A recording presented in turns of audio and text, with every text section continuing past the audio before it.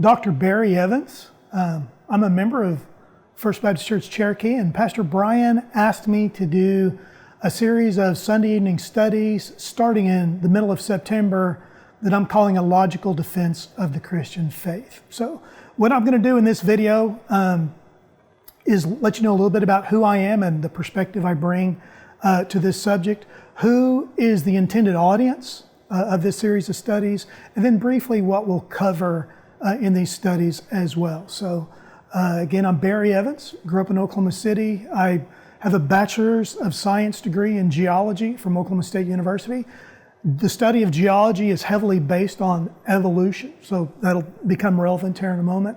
There were no jobs in geology when I graduated, so I went to OU, lived at home and drove to OU and got a master's in business administration.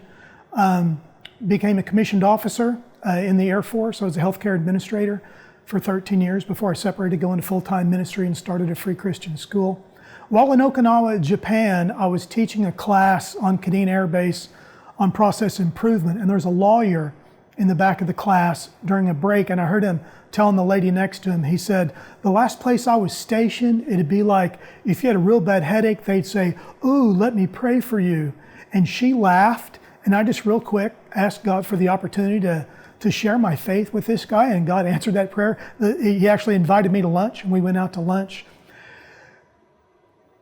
He had two basic questions that he said kept him from being willing to explore Christianity further. The first was he didn't understand how a man dying 2,000 years ago had anything to do today with him going to heaven. So I felt like I covered that okay.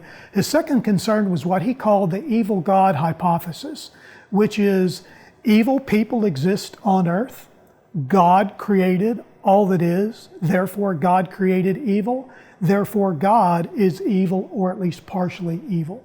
So I was trying to answer those things, and at some point I didn't have enough to say, and I said, well, you just got to have faith that God is a good God and means for the best for us. And he said, that's my problem with Christianity, is every time I ask a Christian a question they can't answer, they invoke the faith clause and say, well, you just got to have faith.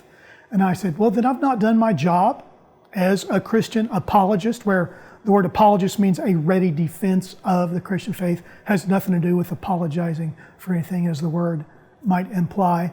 And he was actually very kind and said, oh, no, you're doing a great job. You're the first Christian I've ever had this conversation with that didn't lose their temper and start yelling at this point. And I kind of filed that away. It's like, as Christians, we shouldn't get angry when unbelievers question what we believe. And I felt like, me especially, I needed to understand and be able to teach what I understood in a logical way.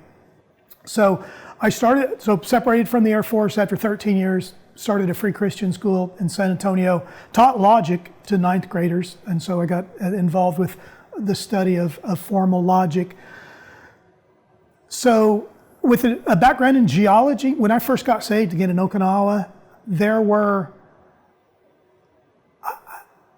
I believed the Bible, and I still do, believe the Bible, the book of Genesis, is exactly how it says it happened, that God created the heavens and the earth in 6 literal days and rested on the 7th. But I also had been taught evolution as the basis for everything that is. And my problem was I would hear famous pastors talking about evolution, and they showed they didn't understand it. They would say things like, well, evolution teaches that man evolved from monkeys. And I'd say, that's not what evolution teaches. It teaches that man and apes evolved from a common ancestor. But that threw me, because if they didn't know what they were talking about with that, what else did they not know what they were talking about? So a friend named Woody in Okinawa guided me to an author named A. Wilder Smith, who wrote a series of scientific books showing the truth of the biblical creation model. So I got started on that, did a series of studies on, just like we're going to do starting in September.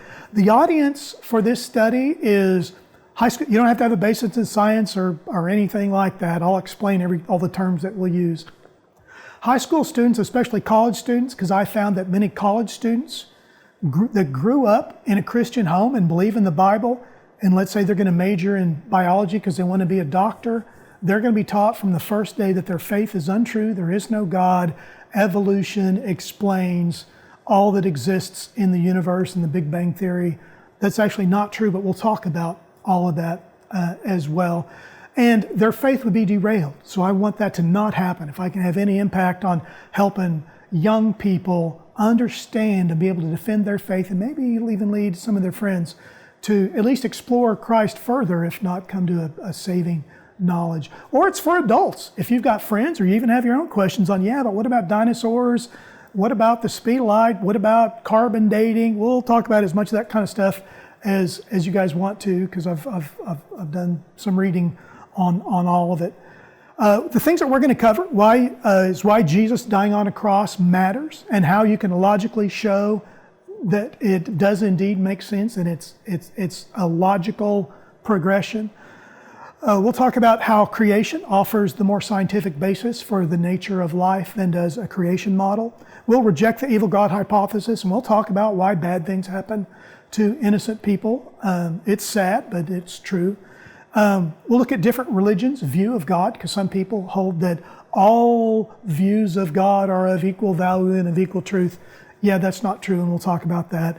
And also a lot of people, especially in science, the main thing I wanted to point out is in science, many scientists, not all obviously, many scientists believe that anyone who believes in the Bible and a biblical account of creation is either superstitious or too stupid to know better and to understand science. That's not true, but we'll talk about those. Years ago in my PhD program, I read a book by a guy named Immanuel Kant. The book was called Critique of Pure Reason.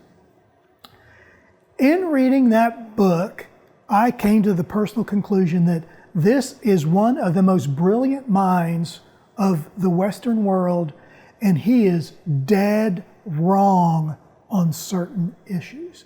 And what that caused me is to not believe that just because someone is smart in one area, that they are smart in all areas. Because there's a lot of brilliant people, even Nobel Prize winners, that are atheists. They're smart in one area, but not smart. So my goal is to teach everyone so you also can share, to have a logical defense of your Christian faith. And we'll be doing it on Sunday evenings, starting in the middle of September 2024, and I look forward to seeing you there. Thank you.